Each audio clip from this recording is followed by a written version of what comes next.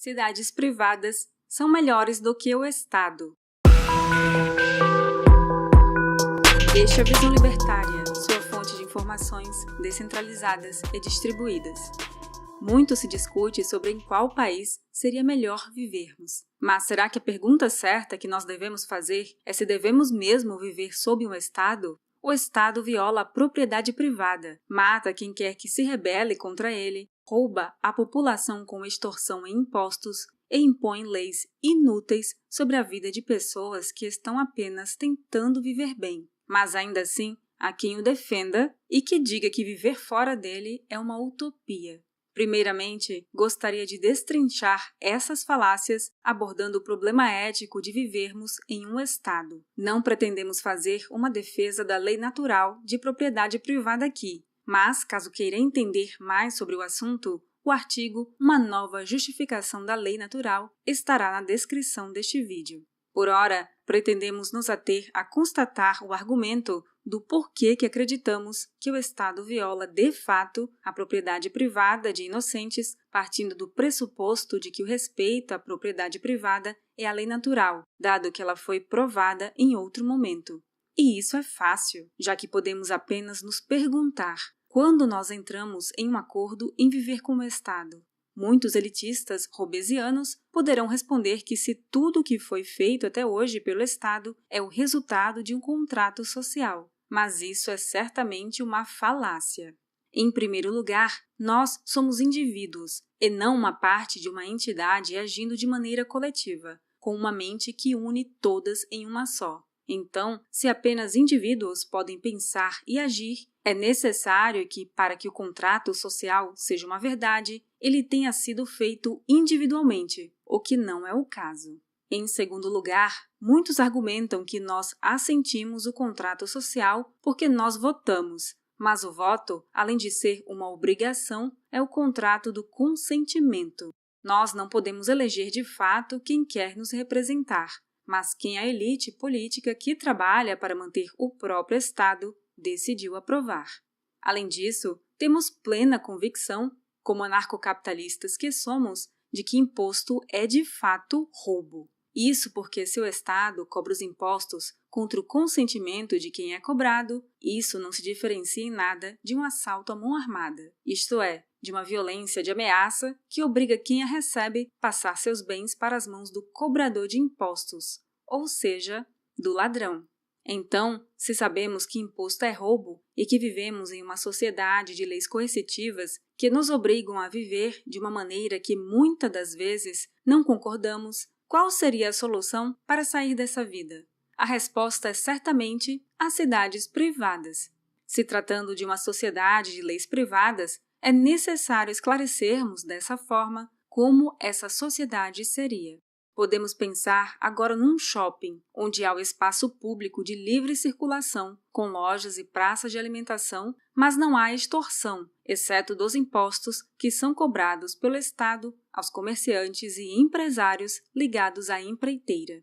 O livre comércio e o livre mercado ali predominam. Não há violação de propriedade no sentido de que o sistema funcione como meio de extorsão, como eu disse, por parte especificamente dos empreendedores. Do Estado, é claro que tem.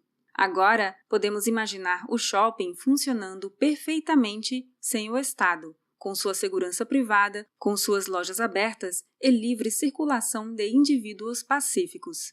Isso significa que não haveria violação de propriedade? Certamente poderia haver, mas, como eu já demonstrei, isso não seria um erro do sistema, dentro dessa hipótese. É claro que você deve estar se perguntando, mas os empresários não podem se corromper? Quem os iria punir? O que eu quero que você entenda é que dentro da hipótese de que o shopping seria uma cidade privada em pequena escala, ou poderíamos também ter citado um condomínio, é perfeitamente plausível de se imaginar os incentivos a não se corromper. O primeiro incentivo é a lucratividade que você perderia para seu concorrente, dono de outra cidade privada, caso agisse mal com seus clientes, que neste caso são seus cidadãos. O segundo incentivo é a lucratividade que você ganharia oferecendo um serviço decente. É claro que podemos usar da propriedade privada nossa para violar outra. mas pense nos riscos que você estaria correndo se vivesse em um mundo livre. Ninguém seria obrigado a continuar com você. É possível também se perguntar como é que eles seriam punidos.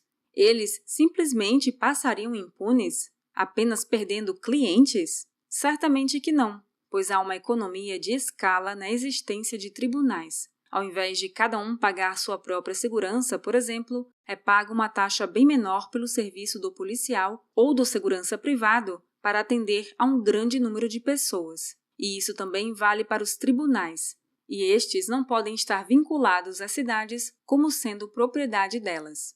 É por isso que elas podem estar sujeitas a estar sob a lei, uma vez que os tribunais julgam segundo a quebra dos contratos feitos com seus cidadãos. Em termos econômicos, fica bem claro que o Estado não funciona. Apesar de liberal e não libertário, Ludwig von Mises descobriu o problema do cálculo econômico sob o planejamento central, termo que eu prefiro usar ao invés do cálculo econômico sob o socialismo. Isto porque o planejamento central, de um modo geral, não tem preços, critério que Mises usou para diferenciar qual sistema teria um cálculo econômico e qual não. O preço é o termo médio entre a oferta e a demanda, então o sistema de preços seria aquilo que conseguiria determinar qual é a vontade subjetiva do indivíduo. Já os impostos, critério da arrecadação do Estado, não têm acesso ao valor econômico, que, por ser subjetivo, não é incluso em um tipo de arrecadação que foi forçada. E não para por aí. Haveria desincentivo a haver inflação, já que um banco central não seria necessário, uma vez que com a vida individual, a mentalidade de gado iria diminuir. Sem contar que, como os bancos centrais se mostraram ineficientes no controle da inflação, não vejo motivo para um empresário de porte renomado que fosse criar sua própria cidade, tendo em vista isto como opção. Portanto, fica claro toda a superioridade de uma cidade privada ao invés do Estado. Mas é preciso se atentar que essa guerra ainda precisa ser ganha. Muitas pessoas ainda têm a mentalidade de que precisam ser cuidadas pelo Estado. E com isso, ele cresce, especialmente em tempos de crise. O que nos resta é tentar tornar o libertarianismo mais conhecido e praticar o agorismo como forma de se livrar do Estado em nossas vidas, por ora. Apesar de ser uma dura missão, quase impossível. No entanto, não podemos cruzar nossos braços e acusar a ideia de uma utopia, pois você deve reconhecer que esta é a melhor maneira de viver. Obrigada por sua audiência. Este artigo foi sugerido e escrito por Dama da Filosofia, revisado por Paulo Almeida e narrado por Baby Yoda. Se você gostou deste vídeo, deixe seu like e o compartilhe em sua rede social. Se você deseja acompanhar nosso conteúdo, inscreva-se no canal e clique no ícone de campainha. Até a próxima!